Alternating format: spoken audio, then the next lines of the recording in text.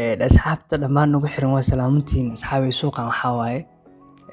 ujeedin magaca sooska camal u egyahay ujeedin maano laakiin magaca waxay baxsadeen AMZ Club marka waa kuwii hadartaan bixeen waaye sooski waaye suuqaani samaysteen marka magacaasna u bixiyeen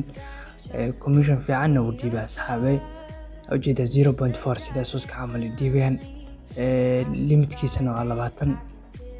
wax ka yar ma ku shuban kartid 20 hadaa ku shubatid ku shaqeynaa konton grab kan limitkiisa 20 la waaye inta loo geli karo laakiin ma qaba xiis dhaaman asxaabay lacagtii way kala badan yihiin ujeedna labadan suuq mid ka rabta ka shaqeysan saameynaa in kana ka shaqeysan lahaa 20 hadii marab loo galay suuqa kan boqol u gali kartaa $100 0.5% lacag fiican u dhiibay asxaabay marka suuqan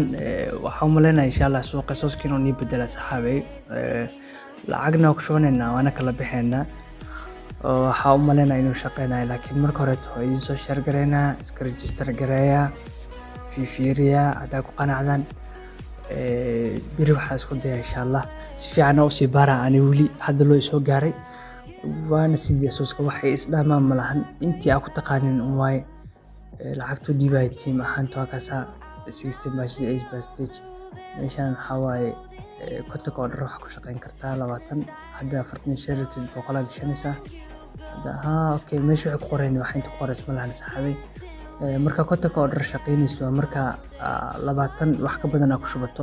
20 iyo wax ka badan boqol marka ku shubato 0.45 bastage boqol marka ku shubato 0.5 bastage 0.5 soo heshan waa ina 5 kun ku shubataa qaabkaas way la socdo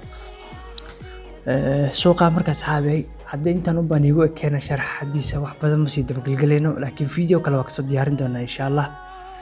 oo aad uga hadli doonaa insha Allah lacagana ku dhiganayna anaga kala bixino waxaan rajaynaynaa sida asaas camal waqti dheer noo sii jiro ogaada asxaabay suuqa cusub yahay sida caadada ay 15 maalin lacagteena kaga cishanayna hadhowtina asaga ka shaqeysanayna lacag faateen خير بدنا إن شاء الله بقول أيدي رجنا